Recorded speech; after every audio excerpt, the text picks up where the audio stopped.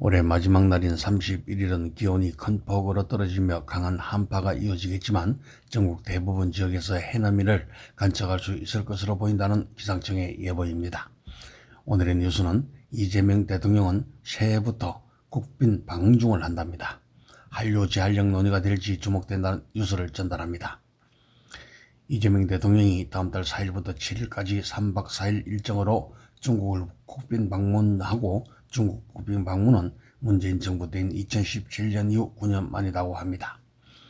강유정 청와대 대변인은 30일 오후 브리핑을 열고 이 대통령이 중국 베이징에서 4일에서 6일까지 머물면서 시진핑 중국 국가주석과 정상회담을 가진 뒤 중국 상하이로 이동해 6일에서 7일 일정을 가질 예정이라고 밝혔습니다. 이 대통령의 방중은 재무 7개월 만으로 양국 정상이 제외하는 것은 지난 11월 에이펙 정상회의를 계기로 이뤄진 첫 한중 정상회담 후 2개월 만이라고 합니다. 강 대변인은 정상회담과 관련 이번 방문을 통해 양국 정상은 경주 에이펙 정상회의 이후 2달여 만에 다시 만나 한중 전략적 협력 동반자 관계의 전면적 복원 흐름을 공고히 할 것이라며 공급망 투자와 디지털 경제, 초국가 범죄 대응 환경 등 양국 국민의 민생에 실질적으로 기여하는 구체적 성과를 높이기 위한 방안에 대해 논의할 예정이라고 설명했습니다. 이어 주요 일정을 소개하면 베이징에서 시진핑과 정상회담을 한 후 국빈 만찬을 한다며 중국 여타 지도자들과의 만남도 일정을 조율 중이며 동포사의 목소리를 듣는 자리도 있다고 소개했습니다. 상하이 일정에 대해서는 백범 김구 선생 탄생 150주년이자 상해 임시정부 청사 100주년을 맞아 역사적 의미를 되돌아보고 앞으로 한중 간 미래 협력을 선도할 벤처 스타트업 분야에서 양국 기업 간 파트너십을 촉진하기 위한 일정도 있을 것이라고 했습니다.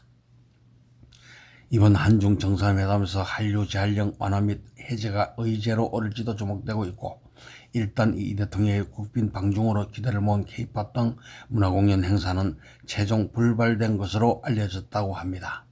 강 대변인은 청와대 쪽에선 문화공연에 대해 공식적으로 일정을 밝힌 바 없다며 더 자세한 일정은 중국과 조율 중이지만 안보실장의 브리핑이 1월 2일 예정돼 있다고 말을 아꼈다고 하네요.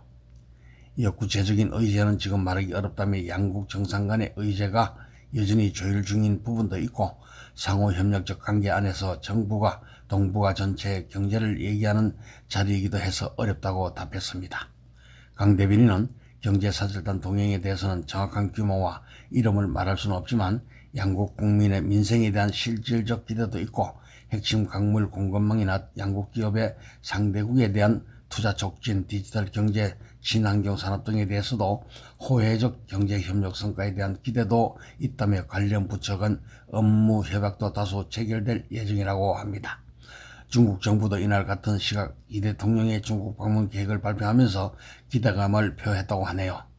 린 대변인은 이어 중국과 한국은 중요한 이웃이자 협력 동반자라며 양국 정상의 전략적 지도 아래 이런 방문이 한중 전략적 협력 동반자 관계가 더욱 발전하도록 촉진하는 데 긍정적인 역할을 발휘하기를 기대한다고 덧붙였다는 뉴스를 KBC 코리아 보건방송에서 보내드렸습니다마는 높아심에 한마디 한다면 새해부터 외교인데 지난 정부 민주당 중국에 가서 대우도 받지 못하고 혼밥 먹고 같이 따라간 여자 기자 두드려 쳐맞고 있는데 보호도 해주지 못하는 그런 일은 설마 없겠죠. 새해부터